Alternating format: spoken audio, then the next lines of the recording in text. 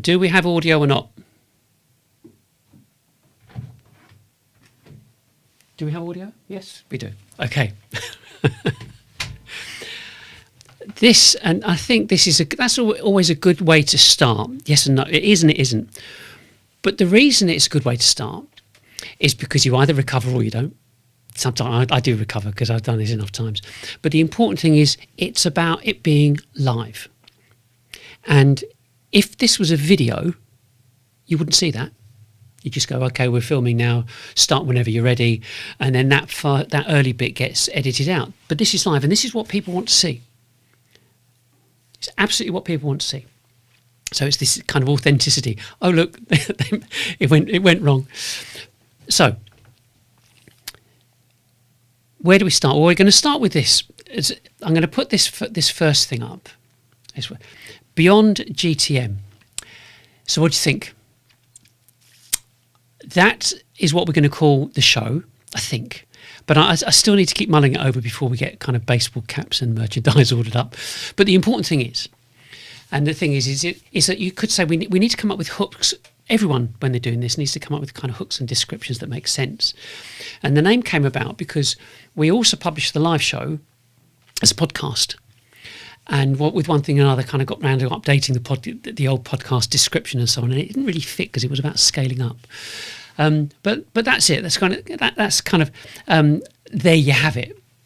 So in today's show, we got three main sections, and I think it's probably a fairly logical way to structure the show.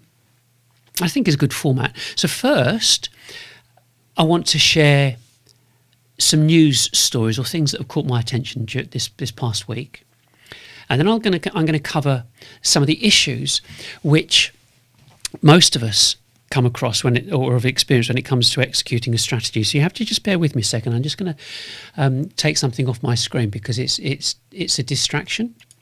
So it's gone. So,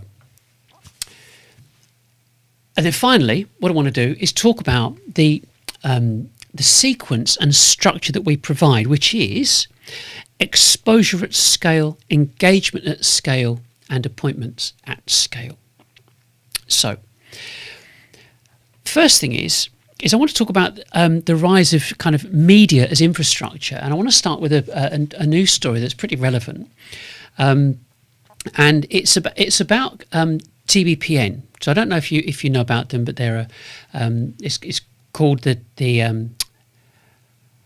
Technology Business Programming Network. So it's a live stream podcast business on YouTube, and the company's about 18 months old, and it's interviewed quite a lot of kind of high profile technology related people like Mark Zuckerberg and Sam Altman and a range of different kind of technology CEOs. And the significance of this, I mean, the fact that what's happened, as you can read there, OpenAI have bought them.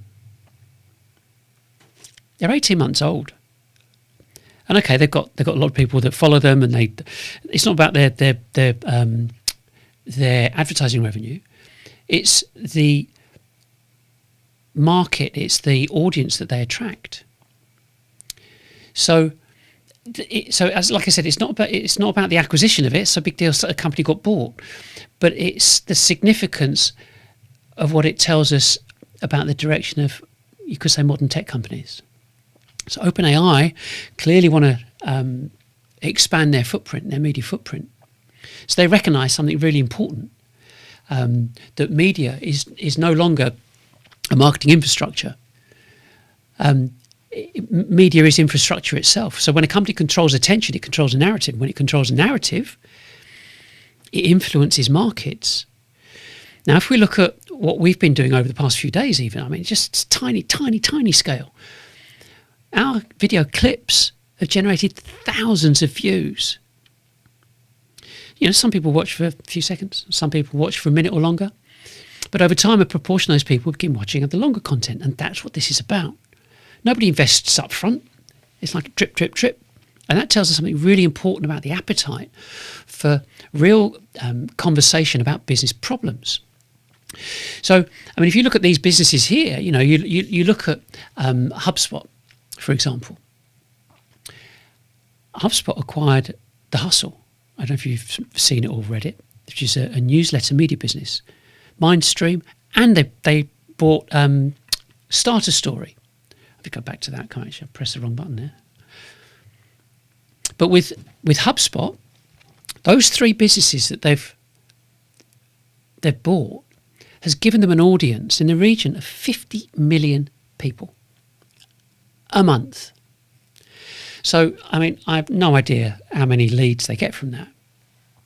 But I've got a few, kind of view on marketing automation for B2B anyway, but I'll come on to that later. But nevertheless, I mean, this is really serious. And then you've got Salesforce. So let me read this quote. This is their senior VP of global brand marketing at the time. He's now at ServiceNow now. But at the time, he said, we looked at the media landscape where people are consuming content and decided the days of white papers in a business to business setting were no longer interesting to people.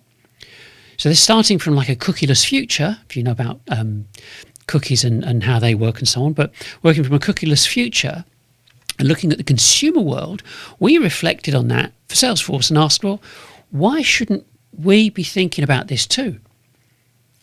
I mean, the people who are watching Disney Plus and people watching ESPN and so on, and these are the same people that would watch Salesforce content, but in a business setting. So why wouldn't we follow that kind of direction? And he said, well, that's really the genesis of the idea. And then Sarah Franklin, who at the time, again, was president and CMO, said, I think she's at a company called Lattice now, which is a people performance company platform. He said, we've had to reimagine how to succeed in the new digital first world. So we reimagined our events, shifting them to all digital brand experiences, and introduced new, relevant, original content. And we're not going back. And in their eyes, they were creating the future. And so, there's brands like Disney and Netflix and Peloton. And what they've done for streaming services for consumers, Salesforce Plus, which is the brand they've got, is providing an always-on business media platform that builds trusted relationships with customers and a sense of belonging for the business community. So this is really serious. So these companies are recognising that owning attention is strategically valuable. And that brings us to kind of directly to the business problem that we want to discuss today. So you're probably thinking, well, it's all okay for them. Yeah. They're raking it in, OpenAI, Salesforce, HubSpot, all operating in the billions. So it's a bit rich for me. And that's where you'd be so wrong. Because there are two glaring issues here. Firstly, HubSpot and Salesforce are looking to increase their exposure. And simply, I say simply, but what they want to do is to keep selling what they've got, but not to larger companies. Because you and us, we know they exist. They want to attract the people at the bottom of that pyramid and keep them engaged for the long term. So as they grow and continue to use technology and get employed or re-employed or start their own businesses, they want to make sure they keep using their kit and their software. So stay with me on this, because what I want to do, I want to kind of frame that for us in B2Bs, in how this has affected us.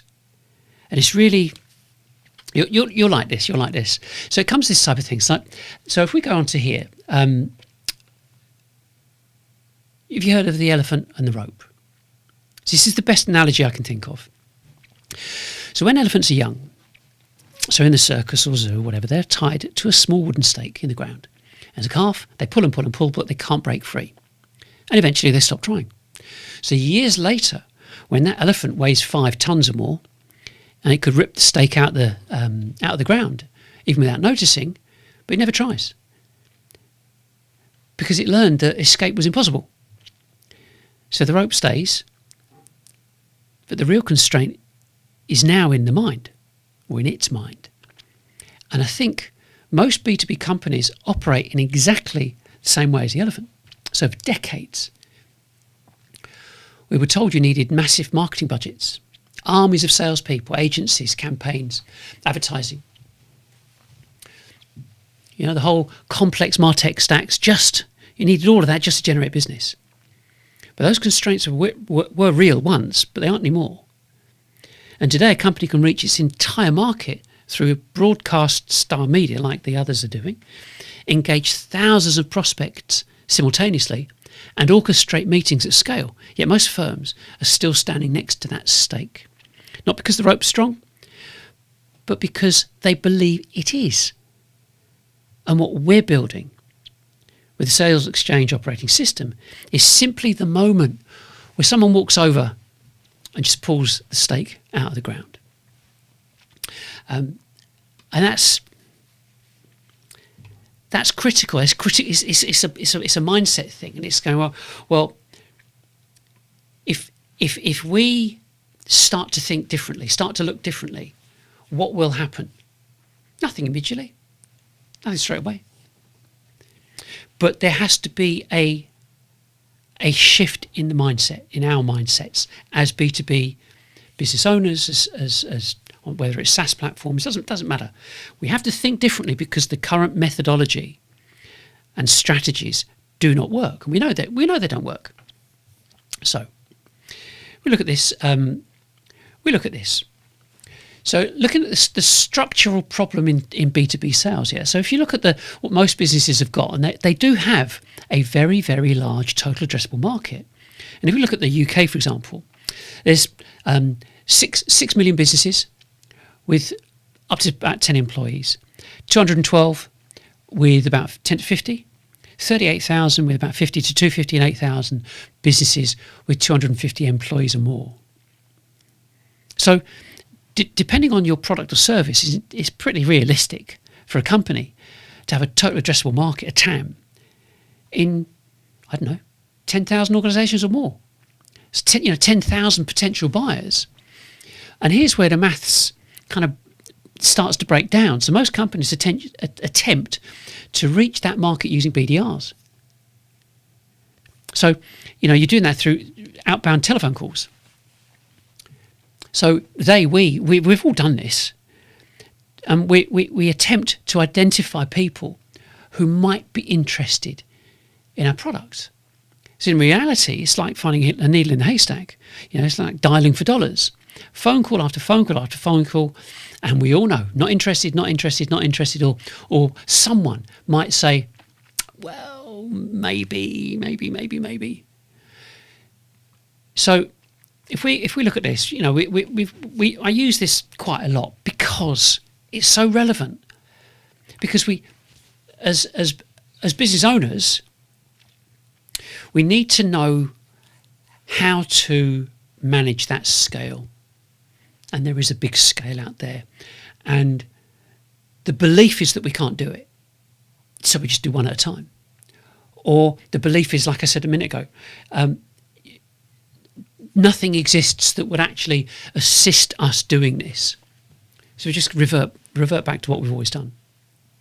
So even in a well-defined market, only a small percentage of companies are looking to do something. So if we look at where we are here, if you look at this over here, so you've got your excitable prospects, your enthusiasts and your visionaries, but they're also called the early adopters and innovators. And that equates to about 16% of your market. They're the people we're all after. We're not going to sell to these people here, but we are going to sell to these people. Because that's how it's always been, it's never changed. So, at the end of the day, there is a small group that are actively looking, and there are hundreds of reasons, and the most logical one, with those, let me just stop, with those other people, the early majority, late majority, and the laggards, the reason they're there is because they've probably already bought something. They don't need anything. until they get to that point where they're not going to take anything, and then they'll become an early adopter again, or an innovator, potentially. But as we know, a lot of people know that according to this this scale, the bottom line is it's 16%. So if you're looking at 16% of your total addressable market, and if you say it's 10,000, 1,600 people might be eventually interested. But the challenge is finding them. I mean, they're of course they're going to be scattered across the country. They're not sitting there at their desks waiting for a cold call from a BDR or a junior salesman or a junior SDR. But you could say that the kind of the typical expectation of a BDR is going to be about 300 calls a week, 60 a day. And even at that pace, the success ratio is only about 300 to 1 or worse. So 300 calls to find one person who might be interested. So then you've got this the sales stage. If you consider what that means, that even if the BDR does reach someone who's curious about your product, their role is kind of normally limited. They're not trained to book meetings.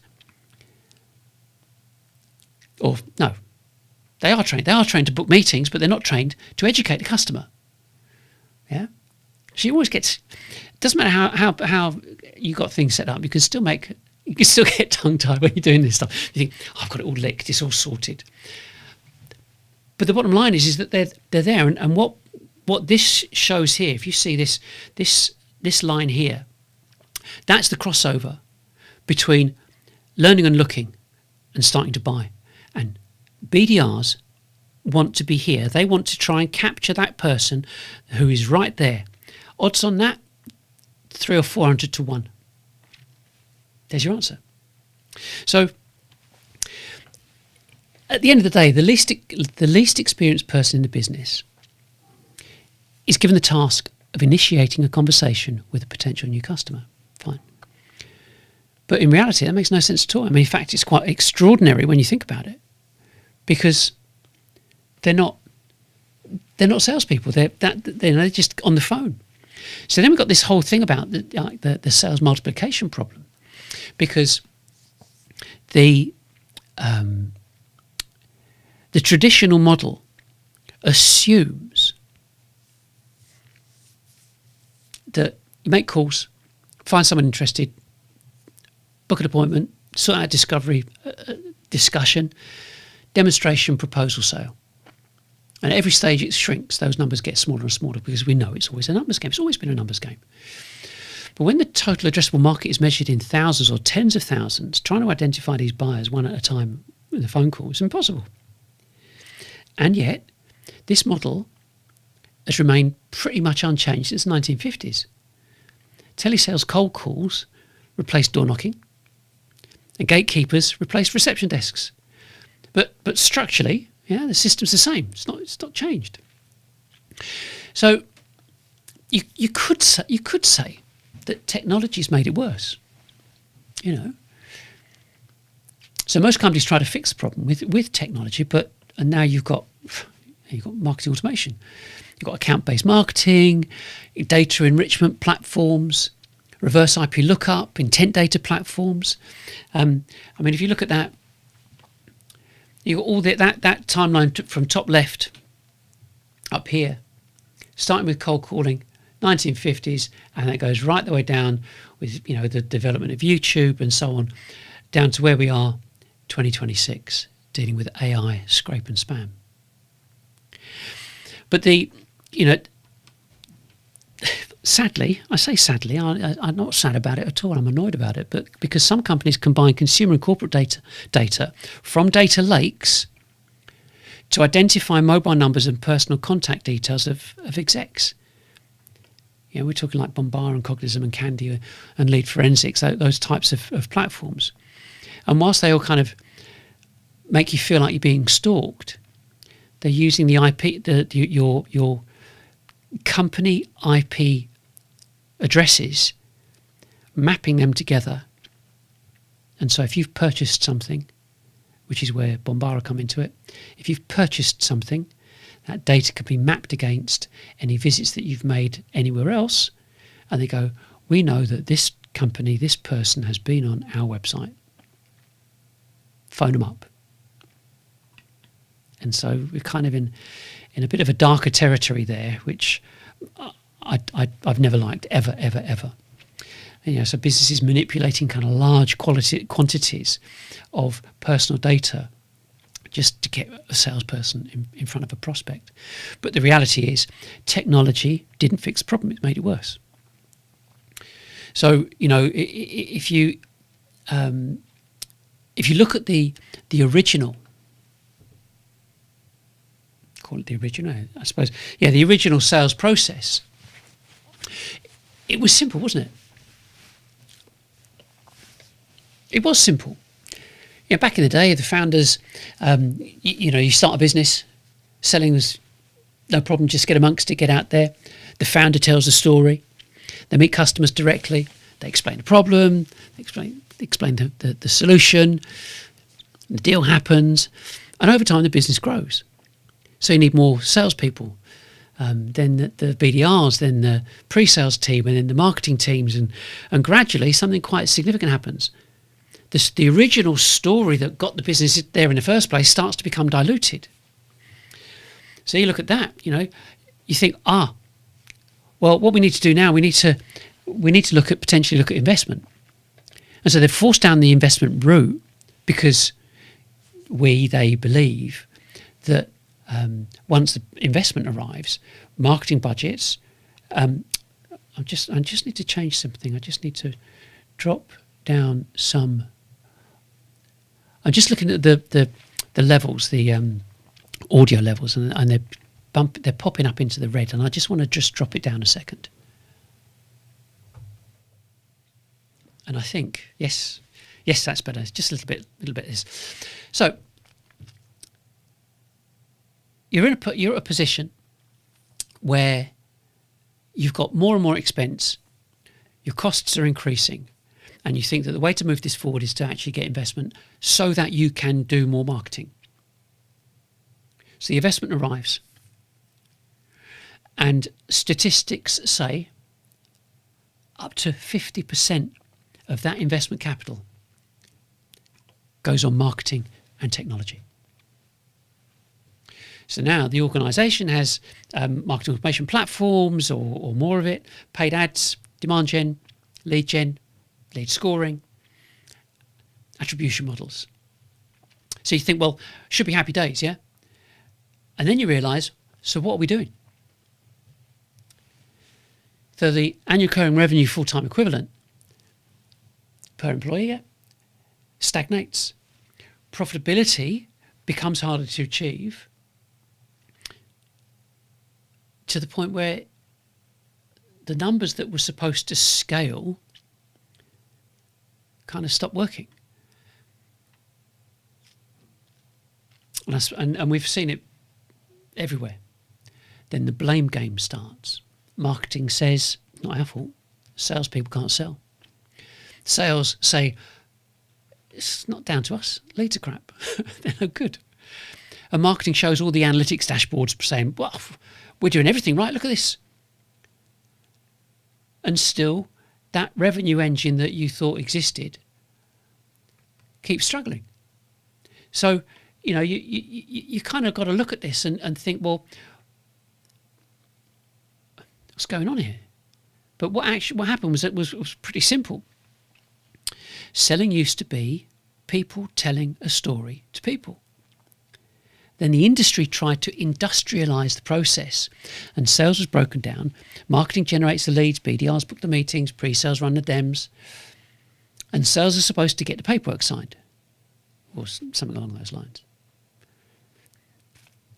So, in effect, the industry attempted to remove the human story from selling, and they commoditized it. So people began hoping that technology would do the work while the company just sat there and collected the money. But you and I know business buyers do not behave like consumers. They don't buy on impulse. They buy from people. People they know, like, and trust. Yeah? So that's what we all want.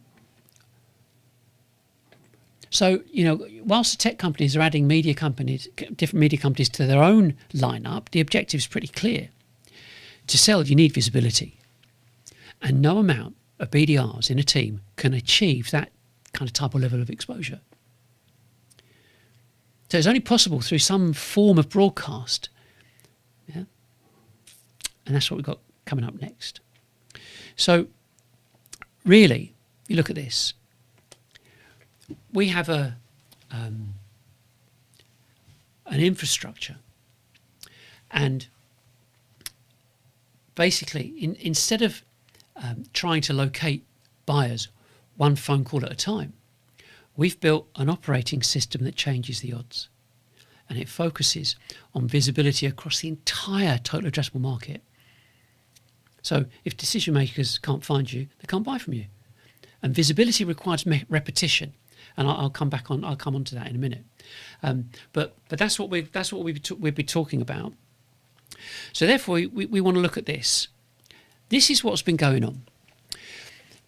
Repetition's got to be handled intelligently, and social platforms do allow users, and we know this, to hide repetitive banner adverts, which means businesses must create a variety within their own repetition framework.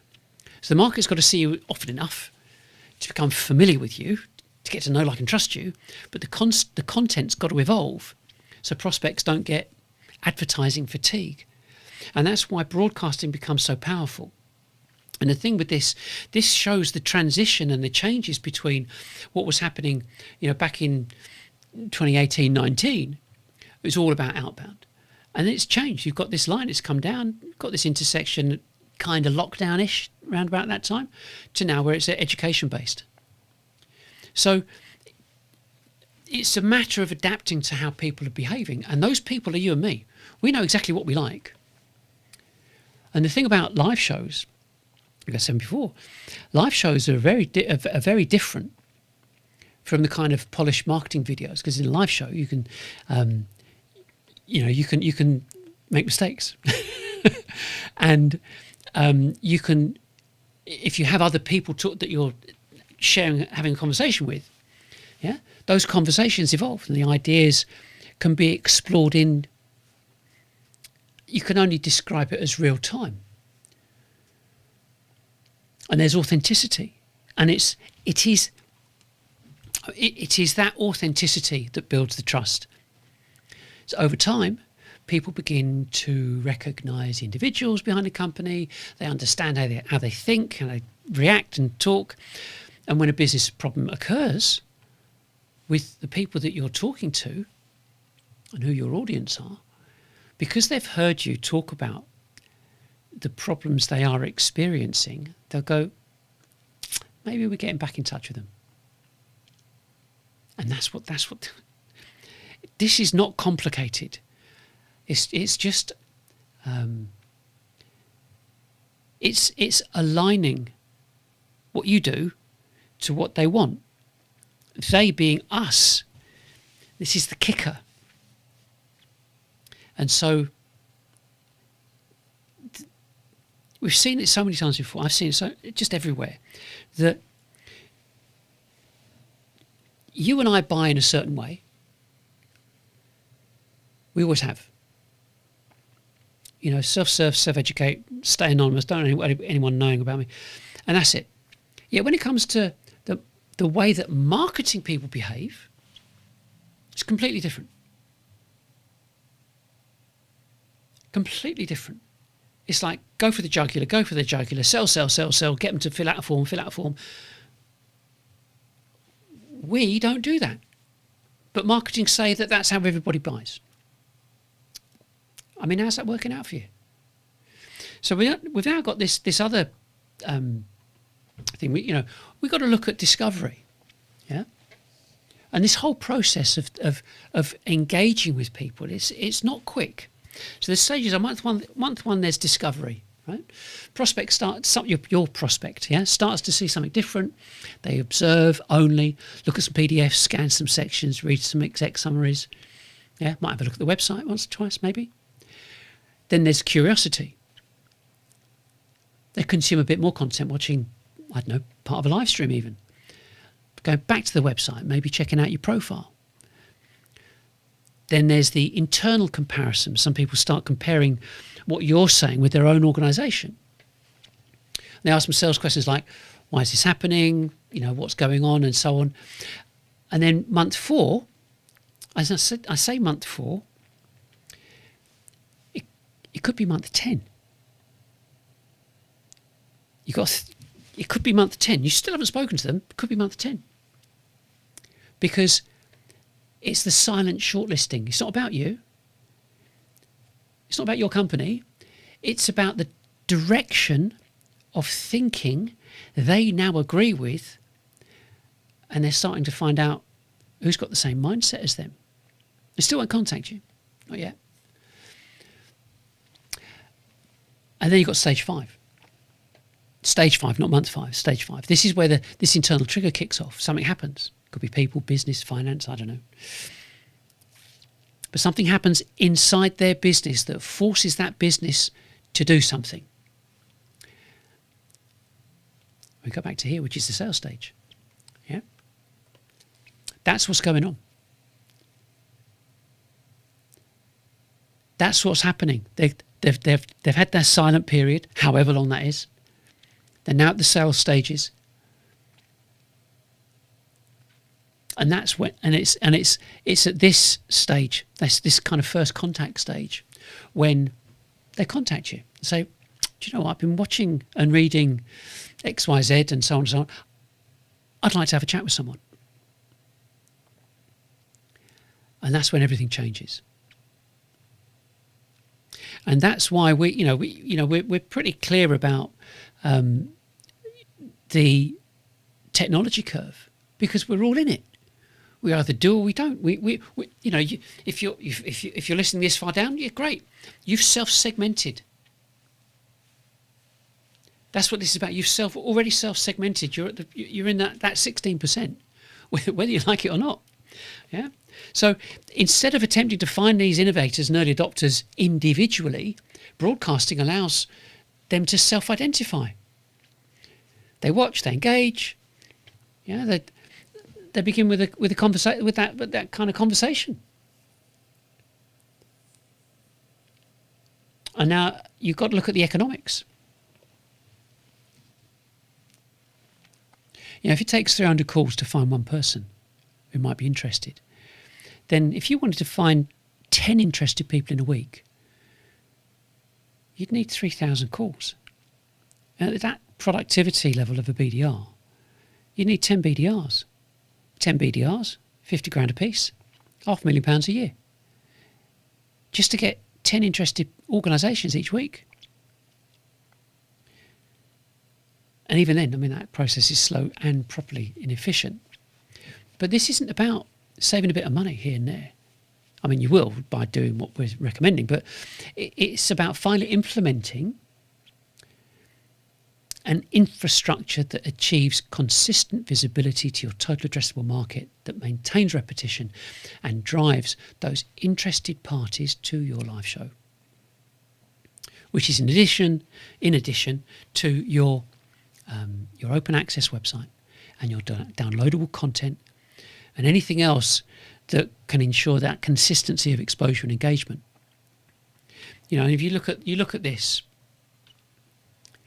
and this is how you do it. This is how you reach 10,000 prospects all at once. And that's what brings us to the operating system.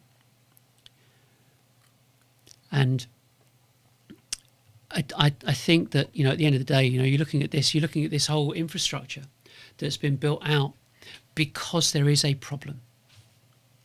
But our new business operating system does something fundamentally different. It replaces the isolated cold calls, that fragmented marketing campaigns, that disconnected sales activity, with a coordinated visibility engine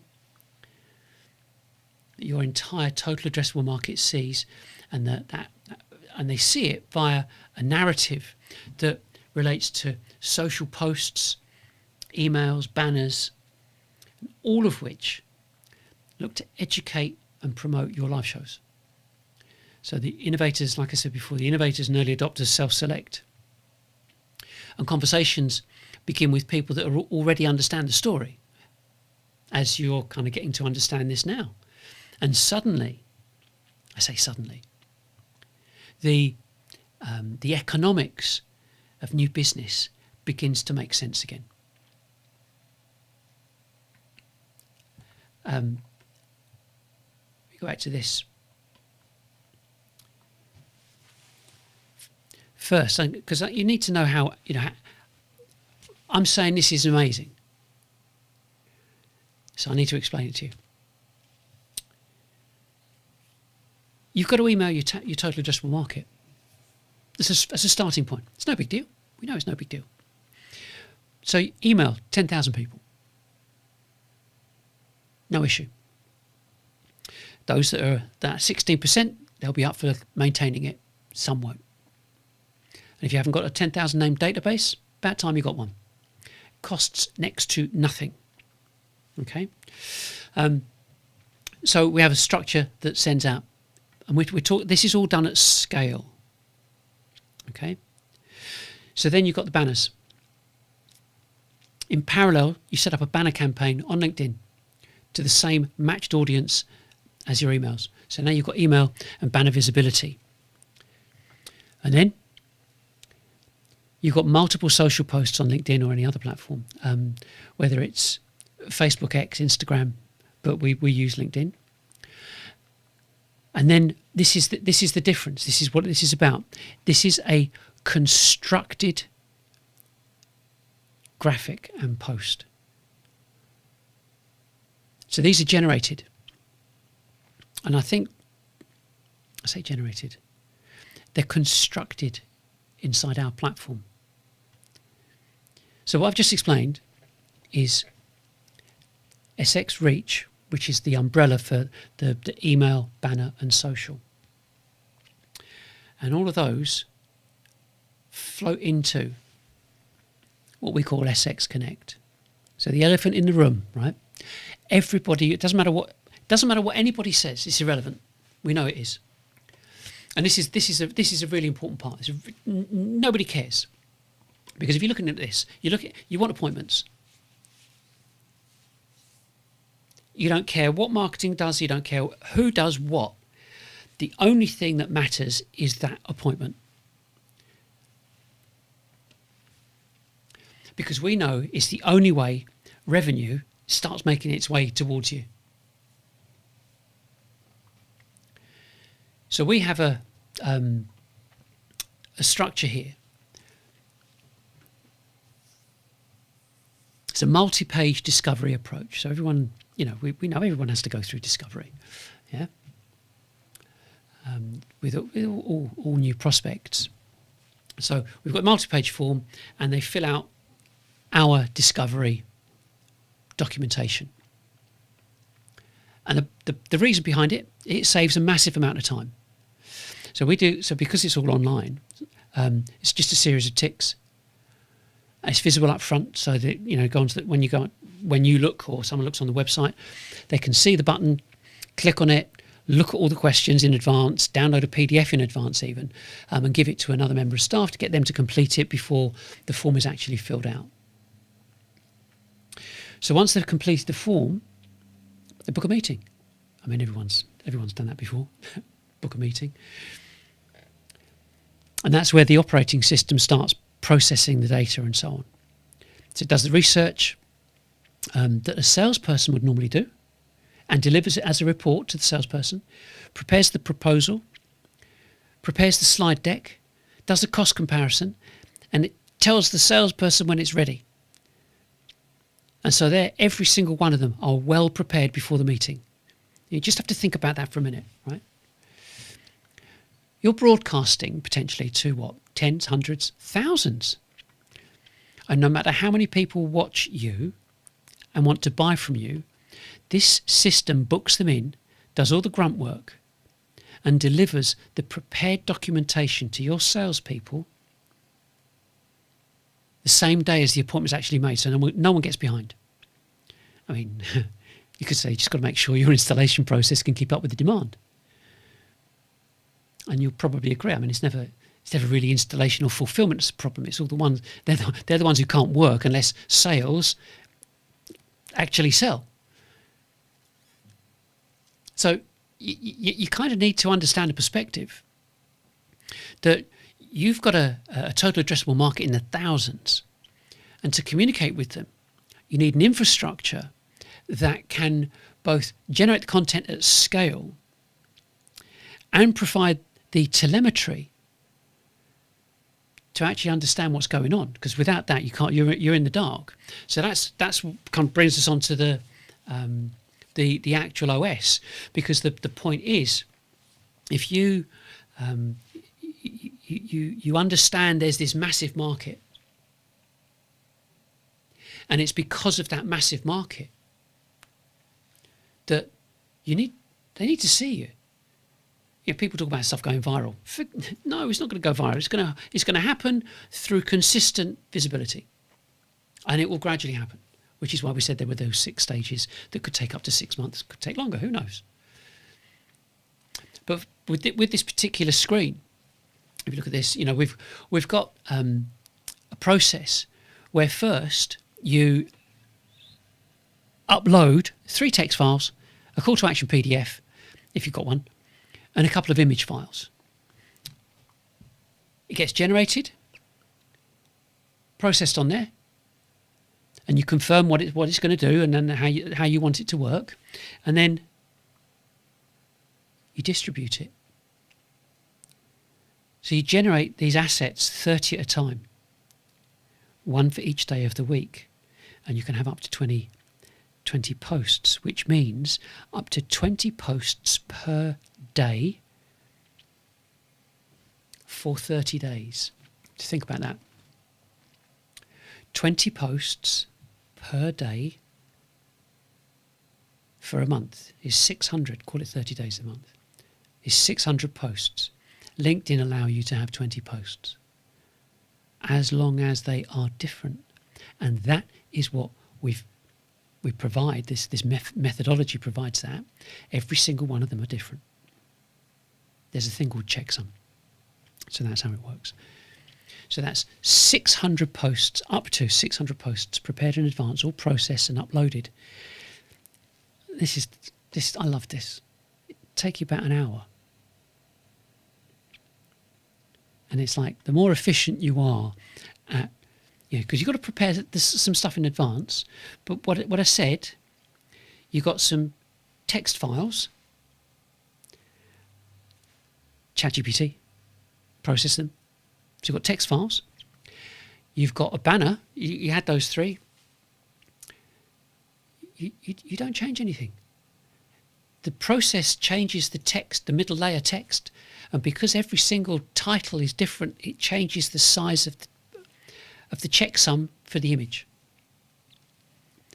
I'll just go back and I'll just show you what I mean, because this is really, really important. Because if you put the same post up every day, 20 times a day, you wouldn't be able to, because LinkedIn would say you're spamming.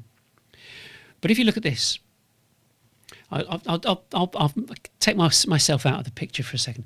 If you look at this, a banner layer, which is you can see me on there, banner layer, text layer, and a base call to action layer. There are 3 graphics layered, but the middle graphic is generated automatically. So that's how it works. It's great, because it's what everybody has needed. Because if you don't exploit repetition, your marketing efforts are no better than a BDR.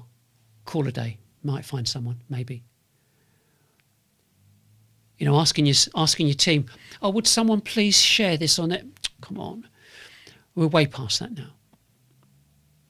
So that's this whole kind of process that we've got. This is the ops screen. So all of that data, all that information. So you have to imagine you've got 600 posts going out every month on repeat. You've got emails going out, not every day, but regular emails going out. You've got banner adverts.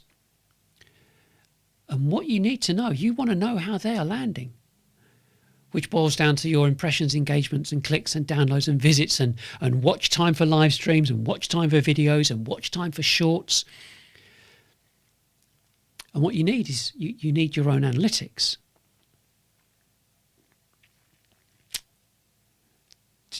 The best. Because without that information, you can't manage.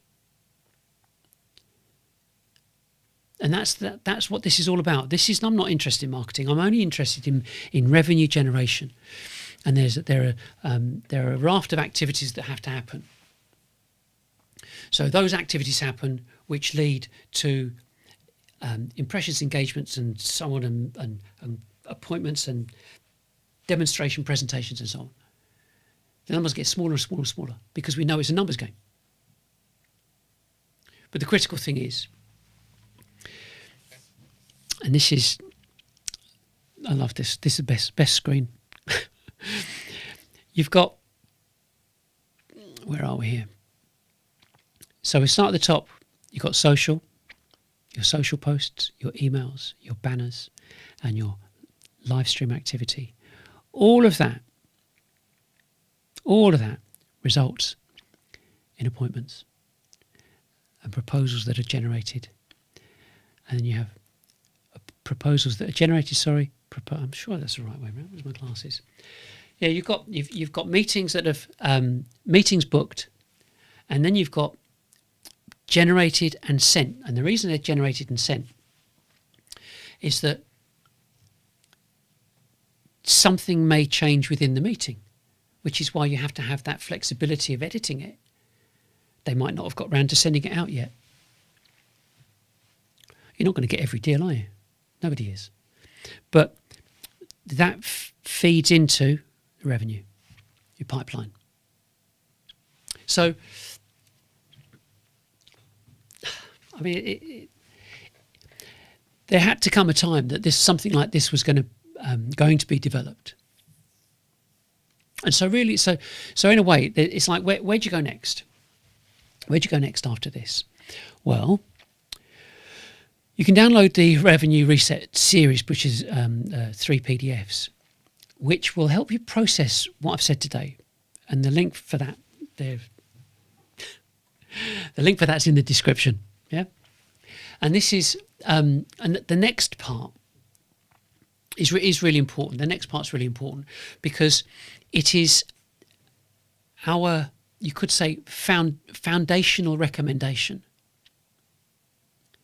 Because if you want to change where you're heading, and that tends to be, we need to generate more revenue, guys, because that's what we've got to do. And what we're offering is not simply about installing a bit of software and you hoping for the best. I mean, let's face it, that's what got us into this mess in the first place. But the course, the SalesXchange course, 20 modules, self-paced online course that would take someone a week or a month. Okay, if we look at that, the whole point of this is quite a detailed process that we've got. It's our academy. We call it on our academy website. But it's two things. I'll come on to this second in a minute. The first thing is that there is an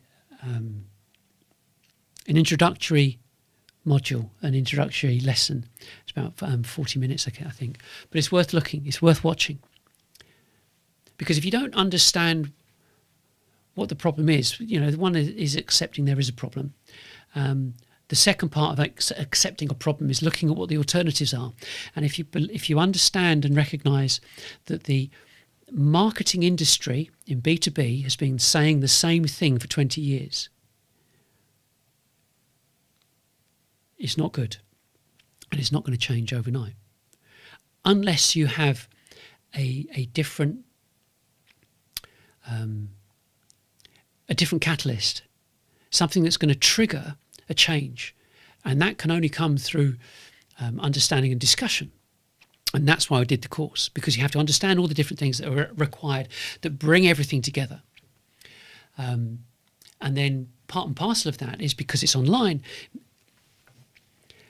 you know, it means that as CEO, I'm making an assumption you're the CEO. And so yourself and one other person, you could say a VP of sales, you both go and do the course. Note, CEO and VP of sales. Once you're done, once you completed it, it's going to mean you can bounce ideas off each other. And you can also decide who else in the business should do the course and when they should do the course. But the course is critical. It's a precursor to implementing the full operating system. And on that subject, I think you should visit the website, learn as much as you can about the operating system, because is it a big jump? The big jump is the realization of what's been going wrong. I think that's the big jump. It's not an operating. You know, systems are systems. And then, of course, once you're, I mean, you may not want to do the course first. You might want to speak to me straight away, which is fine. And you set up a meeting, and if you go to the you go to our platform online and book a meeting, you'll see the whole system in motion, right the way through to the proposal document and so on, and that's. I mean, even now you're part of the demonstration, because this is what we advocate, is for you to do your own live shows, a couple of people sitting and having a chat, and enabling your prospects to listen in. It couldn't be easier. It couldn't be easier. So a closing thought, really. So when someone like a CRO or even VP of sales says, oh yeah, we can get a few BDRs and they can do our prospecting for us, and you know that your total addressable market is thousands of companies, maybe you should pause now, because the maths, they don't work. But, big but, if you were to change the model and broadcast to the entire market and tell your story consistently, and allow interested buyers to self-identify, finally, the odds begin to move back in your favour, because you will have systemized engagement, not automated outbound, or worse, you keep trying to get demand gen, lead gen, pay-per-click ads to work amongst the thousands of other people. And it's like hoping to win the lottery. Hopefully they'll see our ad on the page, and hopefully it matches the exact thing they're looking for, the word for word. But don't forget, do not forget, neither you nor I will give out our details on a form, because we don't want BDRs calling us. And that's why B2B marketing has never worked properly, and why HubSpot are paying out millions to get connected with people in a different way. So, something to think about. So that's it from me for this week. Join me next week for more news and more revealing insights on B2B new business, and more information about using this new business operating system. That's it. Bye for now.